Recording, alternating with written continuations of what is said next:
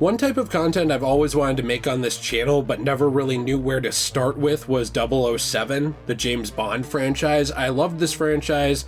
I grew up with it, especially the Brosnan and Craig eras, and Jill and I decided to sit down and watch GoldenEye for the first time together. I've actually seen this movie several times, but Jill has never seen a James Bond movie, and it sort of reinvigorated my interest to talk about this whole franchise overall, so I guess expect to see more Bond videos coming up in the future, because it's something I'd like to be I guess I would say, returning staple on this channel. One of the reasons we actually started deciding to watch the movies now is because I saw Pierce Brosnan as Dr. Fate in the new Black Adam movie, and I was so captivated by him and his performance that I thought, wow, I want to see more of him, especially like when he was younger and how he was in the Bond movies. Probably a week or two later, we decided, you know what, let's watch GoldenEye for my first time, and it was very exciting. Yeah, and I have a few things to say about this movie before we start, because I personally think this movie is a very good jumping on point for James Bond. I do think the movies before it are all worth your time, they're all worth watching, and it would be really fun to eventually review all of them. Not sure how long that would take, but it would be very fun to do. Since I want to bring Bond to this channel though, that's kind of a future goal for me. But before we start talking about the contents of the movie itself, the impact of the film GoldenEye deserves some discussion. GoldenEye was wildly important, and it helped preserve the Bond franchise in general, which was actually under a lot of scrutiny at the time of its release, as there was a question of if Bond could exist outside of the real-world Cold War era he was famous for, which had been coming to a close in the early 90s. GoldenEye was set to be released in 1995. Bond was seen as a staple of the Cold War era, and his existence outside of it at this point was uncertain. There were also questions of the film's profitability, as the three movies preceding it had been all over the place in terms of financial returns, with A View to a Kill coming in at $152.4 million, The Living Daylights at $191.2 million, and License to Kill falling to just $156.1 million. These might actually sound like small fry numbers in the modern day of 2022, but it's worth mentioning that, inflation and everything, I haven't done the math on this, but that was worth a lot more at the time. However, a $40 million drop-off was quite a bit. It's also worth noting that License to Kill had actually come out 6 years earlier than GoldenEye, just at the end of the real-world Cold War, and this was the longest gap between Bond movies ever, even longer than the inevitable gap between the release of Spectre and No Time to Die, if only by a few months. Now, it's also worth noting that, with no disrespect meant to him as an actor or his performances, Timothy Dalton's Bond movie License to Kill, which had directly preceded GoldenEye, was very different in tone than the classic Bond films, and many fans had actually lost faith or interest in the franchise by the time GoldenEye was said to be releasing, believing that the franchise was going to be relegated to diminishing financial returns and a diminishing story quality. It didn't help that there were a few clunkers along the way that people really didn't enjoy, including films like Moonraker, even though there are some redeeming elements in that movie as well. While Bond had become known for changing actors over time, Brosnan was not yet a proven James Bond, as this was his first planned outing as the character. Brosnan almost didn't even get to play Bond, though, as he was actually eyed for the role as early as 1987 for The Living Daylights, but he was stuck in a contract to play one of the leads on the television show Remington Steele, a show which I love, by the way, which had been again renewed after public speculation and talk that Brosnan was possibly tied to the role of Bond, as this reinvigorated interest, ratings, and viewership in Remington Steele to possibly be watching the next James Bond actor on television. Brosnan went on to say that he was at the time devastated at being unable to play the character, but things would inevitably work out for him when GoldenEye rolled around, solidifying his spot in Bond history. This movie also went on to affect other mediums, including gaming, and it would spawn the wildly popular GoldenEye 007 video game, which introduced thousands of fans to the Bond character and helped revolutionize and popularize what we now know as the modern 3D first-person shooter genre of video games. FPS games did exist before GoldenEye. It's just worth noting that this game really helped popularize them and push that genre forward into the 3D realm, especially with the accessibility of the N64. And GoldenEye is also one of Nate's favorite games, isn't it? GoldenEye Reloaded is one of Nate's favorite games. Oh, okay. Very similar name. Yeah, very similar name, pretty much the same story, but that was kind of the era he grew up with for Bond. He's slightly younger than me. It's also worth noting, though, that the game 007 GoldenEye would actually go on to usher in an era of Pierce Brosnan Bond video games as well, including Agent Under Fire, Nightfire, and Everything or Nothing, which would continue to capture the hearts of both existing and new fans of the James Bond character for years to come. Brosnan would go on to be synonymous with Bond both in gaming and movies for a very long time. And speaking of that, Jill and I are actually planning to let's play a bunch of the James Bond games over on our channel Degenerate Plays, which is in the description down below. I think near future, when GoldenEye 007 is remastered for Xbox Game Pass and Switch, we're going to kind of start there and work our way through some of the Brosnan games and then kind of move into Craig. But very fun video games. I think you were excited for that. I am very, very excited. I really love video games, and I'm starting to really like James Bond, even though I've only seen one movie so far. I loved it. And one of your favorite elements was the gadgets, right? Yeah, actually, one of my favorite things ever in like spy type things is the gadgets and that sort of on the fly, like knowing how to do things, like being kind of MacGyver-y. Because one of my favorite scenes in the movie was when he had to work in only 3 minutes to get himself out of the bullet train with Natalia. Because I just found it so interesting and kind of tense and fun. I always really liked when people in movies kind of have to think really quickly and make something or find a way out of some sticky situation, and they do it in some amazing way using some gadget.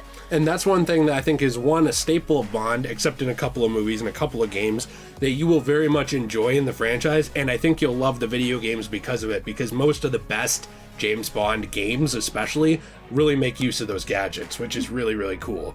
Gadgets and unique weaponry are Bond staples, along with really just gorgeous women and amazing action scenes. It sounds like you would like the 90s TV show Totally Spies. Oh, well, no. It's like Charlie's Angels, but there are James Bond spies, and they're sexy, and they have gadgets. Well, it sounds like that's something I'm going to have to be checking out. I think it's worth mentioning, you already said this is your first Bond movie. It was actually mine, too. That's one of the reasons I wanted to introduce you to Bond with GoldenEye. I'm most familiar with the Brosnan and Craig eras, but we're now also going to be going back to enjoy the previous films.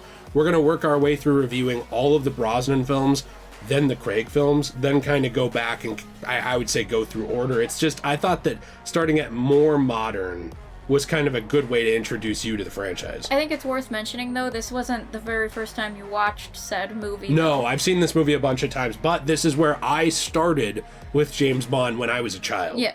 Now, my mom wouldn't let me watch most of them because she was like, there's too much sex and violence. But come on, sex and violence are awesome, so here we are today. They're a big part of who I am. Who else is going to teach you sex and violence? It's got to be TV shows these days. That's a good point. Now, fun fact about this movie, too, the movie's named GoldenEye, and I actually learned this from my friend Seth, who was a former patron and now member over on Degenerate Plays. Thank you very much, Seth. And good friend. He actually pointed out to me that the movie's name was actually named after Ian Fleming's house in Jamaica, where he wrote the Bond books, or at least a lot of them, as his house was named GoldenEye. Again, houses used to have names. That's a pretty cool thing from the past that we kind of dumped. I wish that our house still had names. We should name our house. We should name our house. That's the biggest takeaway from GoldenEye. I thought the plot of this movie was relatively easy to follow.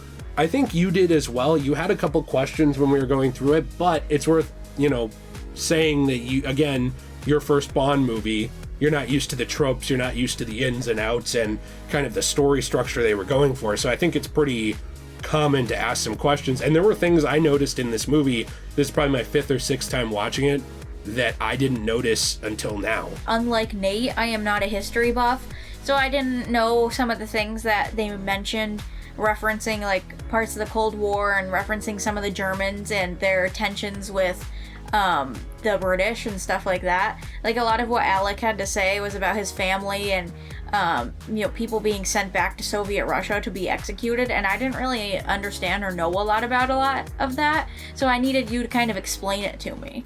Yeah, even though this movie is essentially a post-Cold War Bond, it's still very much dealing with the fallout of the Cold War. Mm-hmm. And actually Brosnan's time as Bond I would say maybe not including Die Another Day. I'd have to rewatch that movie because it's been a while. A lot of his movies deal with some leftovers of the Cold War, which was an interesting way they were able to transition Bond into more of a modern character. I think it's really cool because I love when they kind of have that backing of real world events, but then they kind of switch up what's happening, kind of like the MCU. That's true. That's a good point.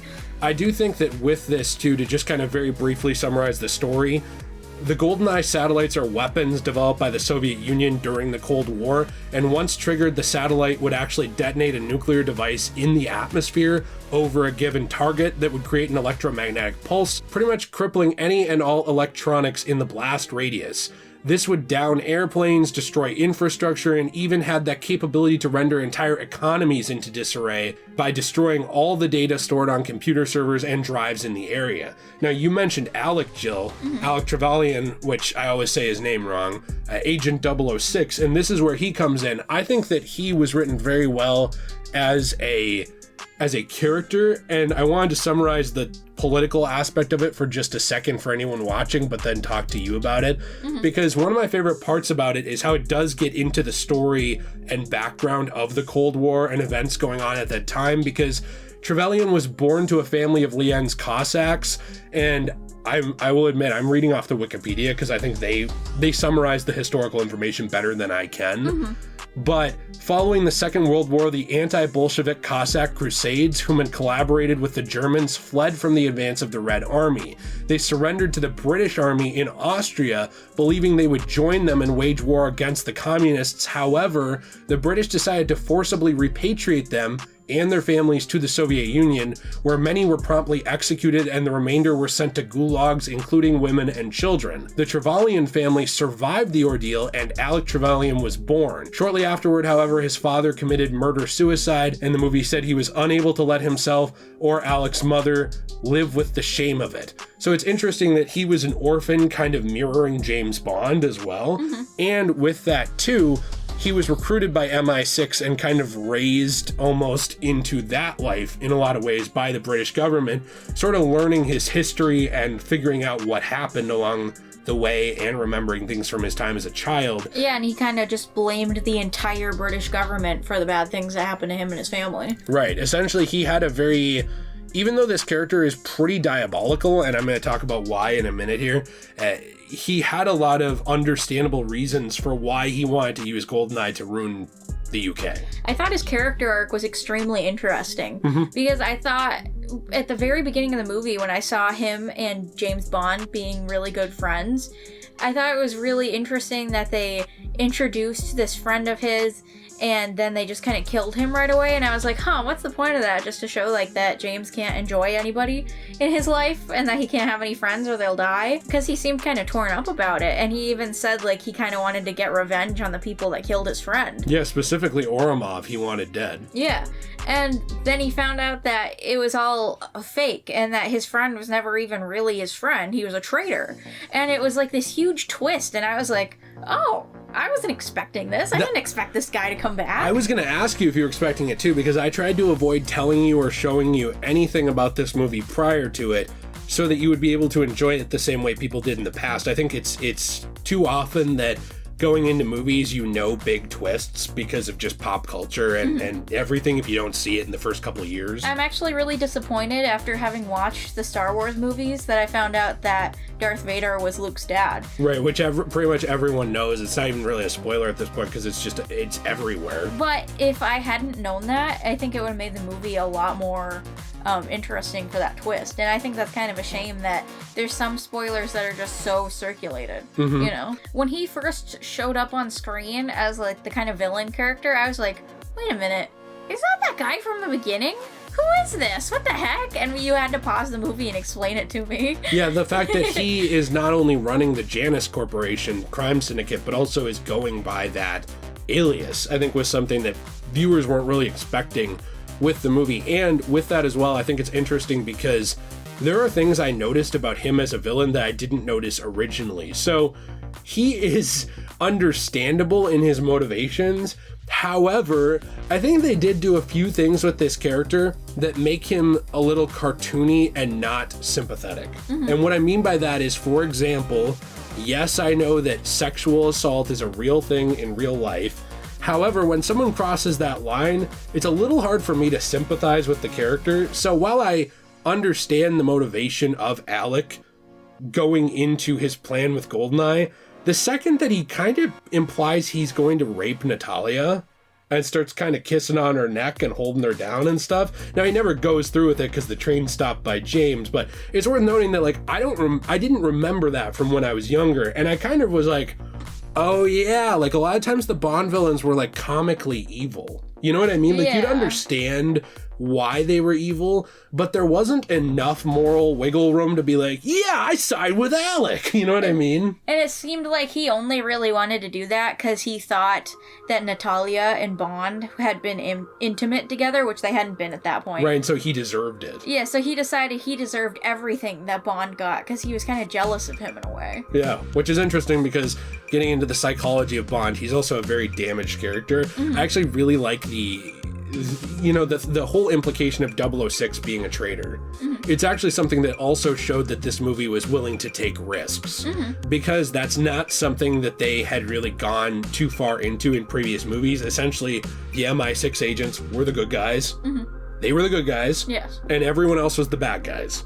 I like that James Bond was kind of more of a gray area, where, like, he tried his hardest to be a good guy, but he was kind of like the Punisher, where he's really flawed, and he doesn't think of himself as the good guy, and he kind of knows, like, that someday he's probably going to end up getting himself killed from doing all of this. And I just find it really interesting that, like, he is so willing to try and do these good moral things, but he will do anything to get there, even if that involves killing a bunch of people. Yeah, it's interestingly done, and you can tell that Bond tries to avoid civilian casualties and things like that as well, but there is a lot of collateral damage in pretty much every version of James Bond's life. He destroyed that city with the tank. You cannot tell me that somebody wasn't, like, homeless or seriously critically injured after that. Well, now, hold on. He was just the chaser. It's the chasee at fault with that. You know, speaking of the tank, I want to mention that too, because the tank scene was another example of them taking a lot of risks. This plays into one critique I think we had with this movie. We don't have many. I think we both loved this movie. To me, this movie is one of the examples of what I'd call an almost perfect spy thriller. Yes. Like, I don't sit down and be like, here's my 35 critiques of GoldenEye. I just don't have them. It was one of those movies that kept me really sucked in the entire time. I'm somebody who loves movies, and I don't normally get too distracted during them, but every once in a while when there's like a really adult, super serious movie that doesn't have a whole lot of levity and is mostly based on a lot of like history stuff, I kind of get a little bored and I don't really understand a lot of it. And with this movie in particular, I was kind of thinking, I hope that this isn't just super serious and makes me bored. And it was actually surprisingly really enjoyable. Well, it has a lot of charm built into it too. And to kind of get back to what I was saying too with this, because I want to let you in when you want to talk too, since you're here too. The one thing I wanted to mention with taking risks though, and the tank scene that you brought up, is one, that tank scene is to me one of the most iconic James Bond scenes of all time, where he's kind of surrounded by the military and he's looking around, and then he turns and you see the camera pan to the tank, and then you know what he's thinking. And then the next thing you know, General Oromov's car is driving down the road, and it's worth noting Oromov's the one who, inevitably is pretty much responsible for stealing GoldenEye and working with Alec, right? I'd like to circle back around to him after you make your point, by the way. Yeah, well, because I got a few things to say about him. Oromov's car is driving down the road at that point, heading to the bullet train where Alec is, but he has Natalia in the car.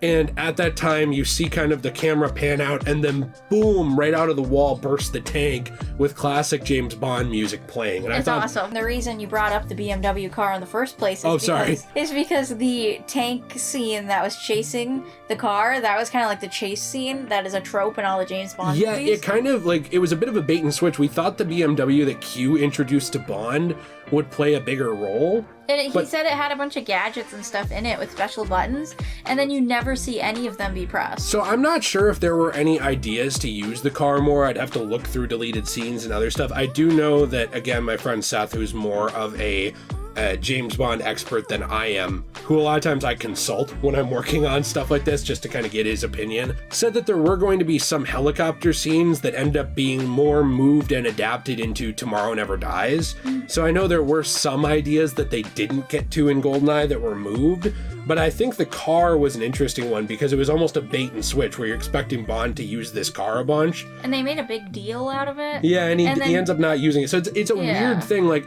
on the one hand, I'm like, cool, you subverted expectations. But on the other hand, it didn't feel like he picked the tank over the car. It felt like the car just didn't get used. Yeah. Does that feel that way to you? It was only in one scene when he was driving down the street with Natalia, and it wasn't an action scene or anything. So I was like, why does he have this, like, supercar with all of these interesting things attached to it, and we don't get to see him use any of them? And then the American guy, Jack Wade, just takes the car and drives off with it. Yeah, essentially he just goes off to joyride with the car for a few minutes, and that's about it. Yeah. You wanted to talk a little bit about Oromov, because I want to mention, too, we didn't talk about a few characters here. Obviously, Natalia is the Bond girl of this movie. I think she's one of your favorites that you can speak to more in a minute. Oromov is probably, he's just the weakest character in general. Now, there's no hate to the actor who played him. I thought he did a really good job. I thought he had sort of this menacing, comic book villain presence where he was kind of just this scary bad guy in terms of what he was.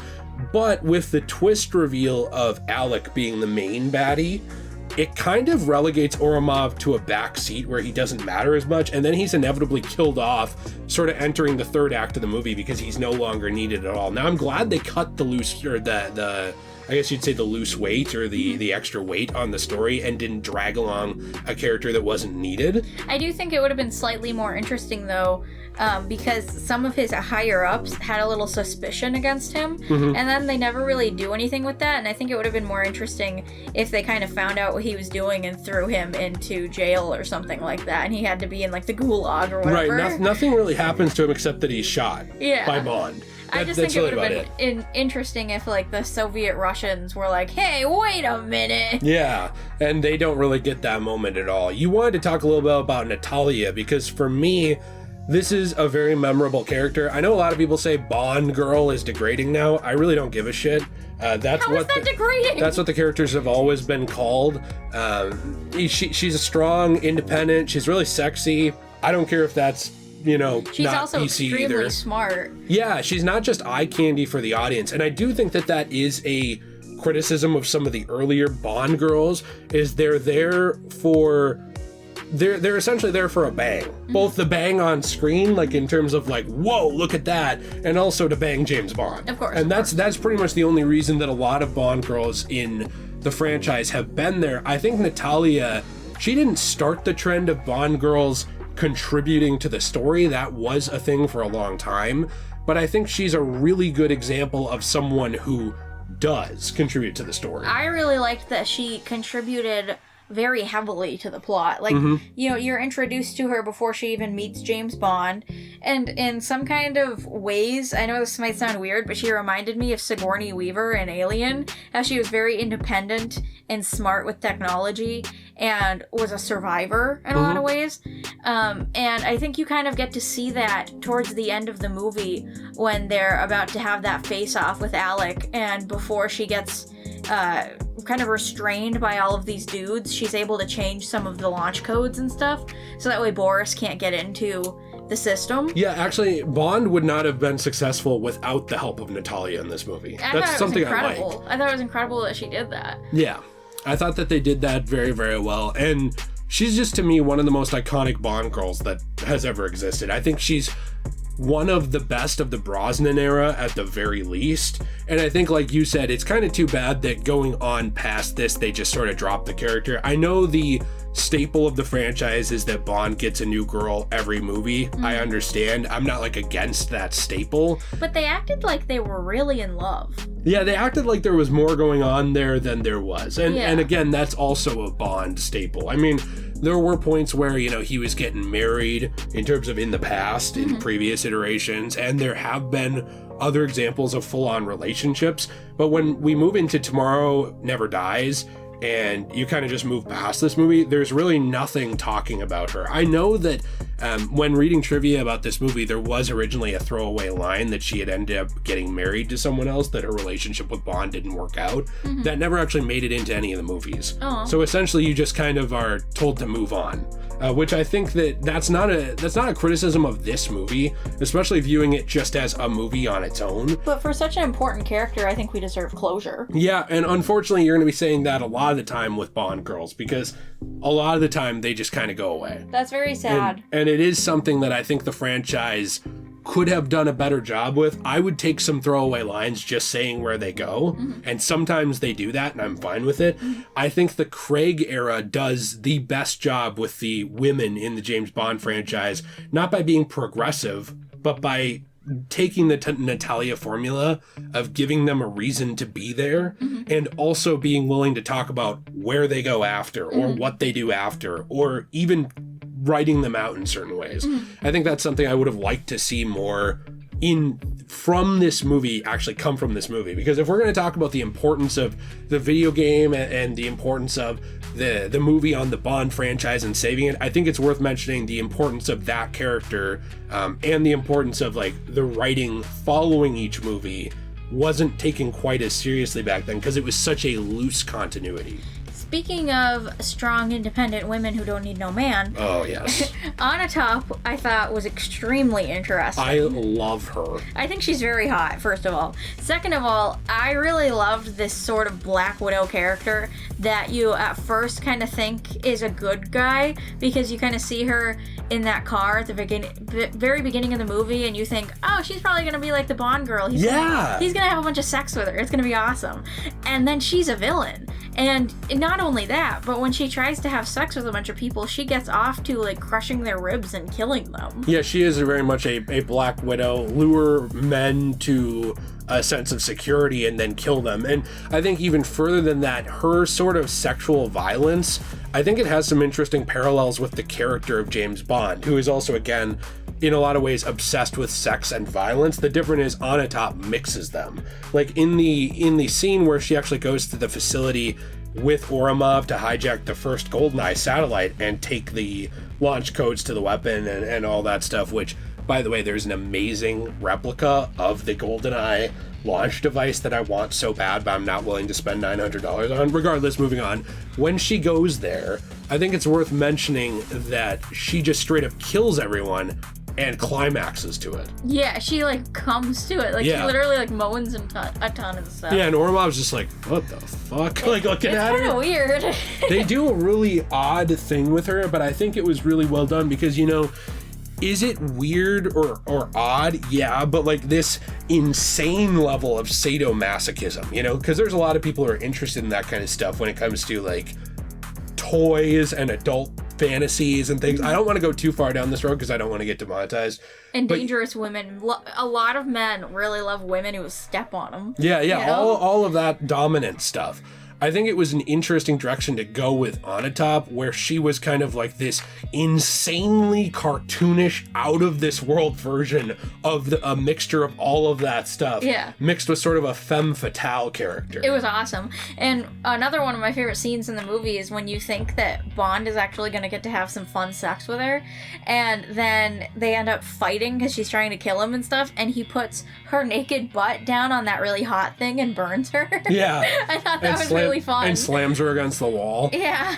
Yeah, and then pulls out his gun and says, no more foreplay. Mm-hmm. I thought, by the way, you know, to kind of get towards the end of this review, one thing I really love about Brosnan's Bond is he has a sense of sophistication to him, but he also feels down to earth. So he feels very sophisticated. He fits in the beginning, you know, playing poker. You know, he fits in there. He fits in at the bar. He fits in with Jack when Jack is trying to fix his shitty car, you know, on the side of the road. And Jack is calling him Jimmy. Yeah, I love when he called him Jimbo. Yeah. He is a very captivating person in general. Like, it's something that I noticed in Dr. Fate. Well, not in the movie, but when he was playing Dr. Fate in Black Adam, he was so captivating and you couldn't take your eyes off of him, and I felt the same exact way in this movie, and I'm really excited to watch more movies with him because I think I'm becoming a Pierce Brosnan super fan. I really like him. Well, yeah, he was kind of a heartthrob of the, I would say, late or to mid to late 80s and throughout the 90s and stuff, and he's my heartthrob now. He went on to be in a lot of movies. He's a great actor, and I think that it's unfortunate that his Bond gets a lot of flack because GoldenEye is a very tightly and well-written movie. I would say Tomorrow Never Dies and The World Is Not Enough are very fun, and I very much like them. They're not quite as tightly written as this movie. And then I would say that Die Another Day is a movie that I enjoy, but has a lot of problems. So it's kind of like Brosnan got the short end of the stick when it came to some of the writing. And because of that, some people don't remember his Bond as fondly as I think he deserves, especially when you're including stories like Agent Under Fire, Nightfire, and Everything or Nothing, like the video games.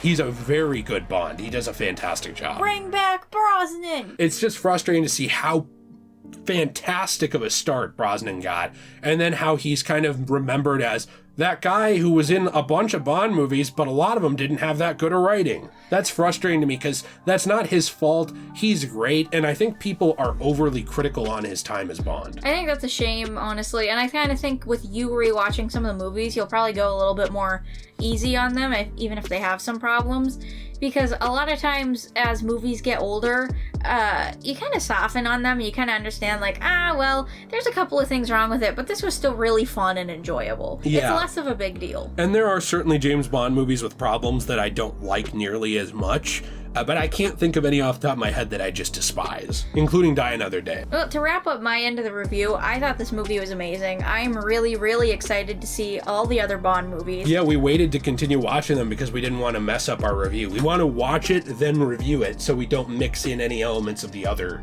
movies. I'm a big fan of, like, that intro and then outro scene with, like, the naked women dancing to GoldenEye, the song. You're going to love the intros to Bond, especially following GoldenEye, because they continue to get more and more intricate. I'm really excited for it. I love, like, the weird music video, and I'm very excited to see all of the rest of them, and I'm excited to, like, have my on-a-top moment every single time I see Pierce Brosnan on screen. That makes sense. You're going to attack Pierce Brosnan with your thighs? You know what? I want to add one last thing in here.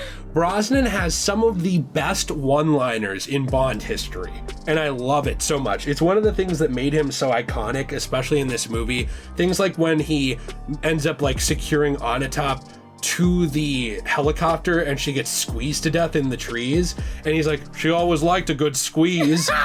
when that was her whole thing, was squeezing men to death with her thighs and stuff. That was hilarious. Or when Jack asked if Bond really trusted Natalia and if he had inspected her, and he had just finished having sex with her on the beach and stuff, so he's like, I inspected her head to toe. Stuff like that. I just think that this Bond, you're going to see it in the video games as well. He has so many iconic one-liners, and people are like, it's misogynistic nowadays, but, like, this character is so fun and has always been really fun, and it was a product of its time. Well, I also don't find sex misogynistic. I don't understand why anyone would. I've always found sex appeal interesting, and I understand there's all these discussions about the male gaze and all that. I really don't care about any of that. To me, it's just not important, and I'm glad that there is this era of Bond, from classics all the way to No Time to Die, where even though they do take some elements seriously and go different directions at times, they're willing to still go into those things and not shy away from them. I think following No Time to Die, as just kind of wrapping up my opinion, there's a lot of talks of where to take Bond next that I'm very worried about, because it seems like the idea in the writing room is to move the character further and further from the fun ideas of the Brosnan era, and I'm not really sure that I care that much about it. I really care about the entire saga up through the end of No Time to Die, but following that, I'll just have to kind of see what they do. Yeah, I mean, there's also the problem of the James Bond movies don't need to be an MCU. Eventually they could just reboot it and have another James Bond like they always did and just have fun with it. Mm-hmm. It doesn't always need to be Daniel Craig. We don't need to, do some weird passing the torch thing and have, a brand new Captain America sort of thing, but it's James Bond. Right. I just kind of feel like they should just have fun with it. Mm-hmm. And I hope that's what they continue to do, because I think having fun with it could have pretty much just been the tagline for GoldenEye, and that's probably why we loved it so much. Yes. So anyway, let us know what you think in the comments down below. What are some of your favorite James Bond movies? What are your thoughts? Do you have a favorite video game? And what kind of videos would you want to see on the character in the future? I've done, I know, 2 in the past. I have more coming up that I want to do. No, we're not becoming a James Bond channel. But again, there are certain cornerstones I kind of want to circle back to. Well, we've always reviewed movies on this channel. That's true. But like Bond is a cornerstone I do want to circle back to going forward with games and movies. You know, along with the WB stuff, the Marvel stuff, the Fallout, Assassin's Creed, and even some Elder Scrolls, things like that, The Barbie Spider-Man. stuff? No. Let's move on. Have a fantastic day, everyone. Please leave a like and subscribe for more content if you enjoyed this video. And I do want to say a super special thank you to our patrons who make videos like this possible. Thank you very much to Jaden, Joypad Jake, Jason, Regular, Mark, Vince, Sean, Colin, and Gervaris. You guys are very... In The Dark Nightmare, we need to always say thank you to him. Oh yeah, that's true. Thank you very much to The Dark Nightmare. It's been a little bit, so I almost forgot. But it is a big thank you to him as well. He's not on our Patreon anymore because he's giving us money elsewhere on the Degenerate Plays membership channel, right? That's a good point, yeah. But he was such a massive patron that not fat. He's one of our best friends. That's true. But he wasn't fat. We're sorry. Don't be mean to him. Have a fantastic day, and as always, everyone, stay shway.